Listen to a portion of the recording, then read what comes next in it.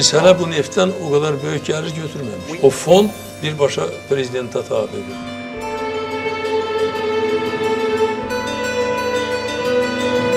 Oradan $1 heç kəs götürüb başqa yerə işlədə bilməz. Onlar hamısı adi insanlara çıxacaq. Bu illər ərzində iqtisadçılar dəfələrlə vurğuladılar ki, neft gəlirləri heç də bərabər bölünmədi. Bundan əlavə, neftdən qazanılan pullar ölkə iqtisadiyyatının neftdən asıllığını aradan qaldırılmasına xərclənmədi.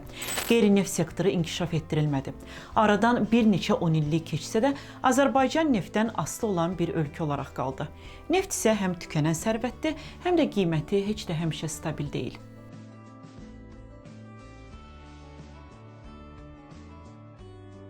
İndi isə bugünə qayıdaq. ABŞ prezidenti Donald Trump'ın Kanada və Meksikadan idxala tətbiq etdiyi 25%lik tariflər martın 4-dən qüvvəyə mindi. Kanada enerjisinə isə 10%lik tarif qoyulur. Çin mallarına tətbiq olunan tariflər isə 10%dən 20%-ə yüksəldilir. Analitiklər hesab edirlər ki, bu tariflər iqtisadi aktivliyə və yanacağa olan tələbatı azaldaraq neft qiymətlərinə aşağı istiqamətli təzyiq göstərəcək.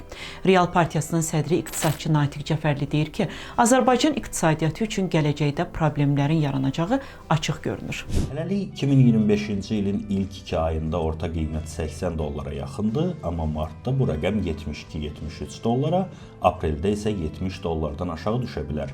Neftin qiymətinin hər bir dollar düşməsi günlük olaraq Azərbaycanın valyuta gəlirlərinin $500.000 azalması deməkdir. Yəni ilin sonuna illik ortalama qiymət $65 olsa, bu gündə 2,5 milyon, ayda 75 milyon, ilə isə $900 milyon daha az valyuta daxil olması deməkdir. Amma bu da son deyil. Neft şirkətlərinin qiymətin enməsinə görə qazancları, gəlirləri, mənfəəti azalacaq ki, bu da onların vergi şəklində büdcəyə ödədiyi vəsaitin düşməsinə səbəb olacaq. İqtisadçı Toğrul Maşalı deyir ki, 2025-ci il üçün dövlət büdcəsi $70-dan hesablanıb və bu nisbətən yüksək qiymətdir. Adətən büdcə planlaşmasında belə risklərə gedilmir. Belə böyük məbləğlər hesablanmır. Nəzərə almaq lazımdır ki, ölkə iqtisadiyyatının böyük hissəsi də dövlət büdcəsindən asılıdır. Daim qeyd olunur ki, müstəqilliyimiz tarixinin ən böyük büdcəsidir. Və bu böyük büdcə məhz yüksək neft qiymətlərini hesablanaraq tərtib olunub. Və bu büdcənin də əsas hissəsi əlbəttə yenə də investisiyalardır. Yəni investisiyalar fərqli formalarda ola bilər. Yəni deyilənə görə metroda tikintisi baş verə biləcək, başlanacaq və s. Hər bir halda bu dövlət investisiyalarıdır və bu investisiyaların əsas məqsədi məhz iqtisadiyyatı canlandırmaqdır. Çünki başqa bir mənbə yoxdur bizim iqtisadiyyatımızda. Təəssüflər xarici investisiyalar da azalır ölkə iqtisadiyyatına və varsa yəni əsasən neft-qaz sahəsindədir. Digər sahələr demək olar ki, yoxdur.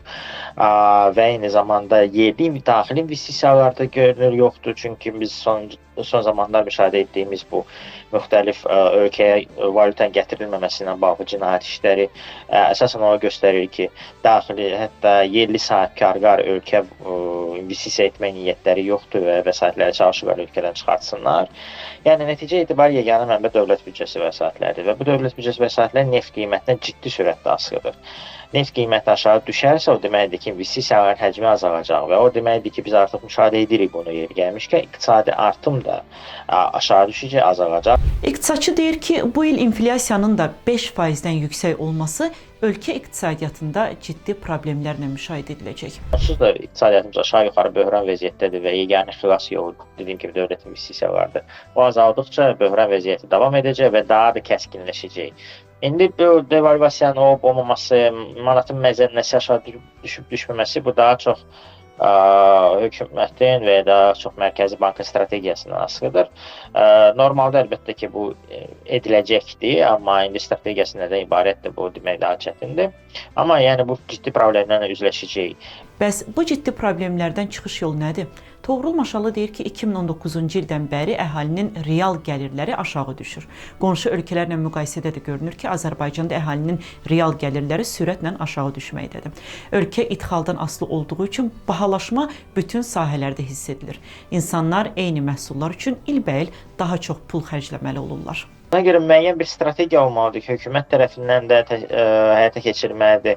Həm o, belə deyək, olsun mənzil tikintisinə vəsaitlər xərclənməlidir ki, insanların imkanları bir qədər artsın. Yəni ipoteka faizlərinin aşağı salınması ilə insanlar və ipoteka və güzəştli ipoteka vəsaitlərin ayrılması ilə başlamış real olaraq qeyri-neft sektoruna investisiyaları, amma yenə də özəl sektorla birlikdə.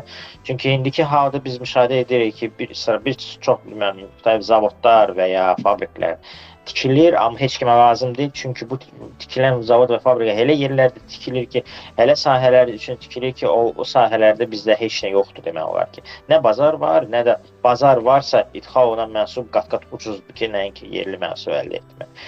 Yəni bu kompleks bir siyasət hansısa olmalıdır ki, bütün əhalini nəzərə alsın, həm sosial vəziyyətdə nəzərə almalıdır. Çünki sosial siyasət bizdə son illər kəskin şəkildə məhdudlaşdırılır. Və biz müşahidə edirik, görürük ki, sosial vəsaitlərin ayrılması, yəni dövlət büdcəsində müxtəlif sosial məqsədlərcə real olaraq sosial siyasət, yəni biz demirik dövlət büdcəsində Maliyyə Nazirliyi tərəfindən ayrılan bir bölmə var ki, sosial sahə ilə bağlı xərclər yox, bu nəzərə almırıq. Bu məmurların maaşlarıdır, bu yox. Bizim üçün əsas məsələ sosial siyasətdir. Sosial siyasət təsvir edir ki, həm sərtləşdirilir, reallıqda əksinə olmalıdır.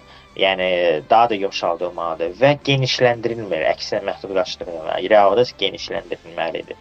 Yəni bu addımlar atılsa, qısa müddətə, ən azı bu qısa müddəti biz normal keçə bilərik və uzun müddətlidə də müəyyən inkişaf əldə edə bilərik.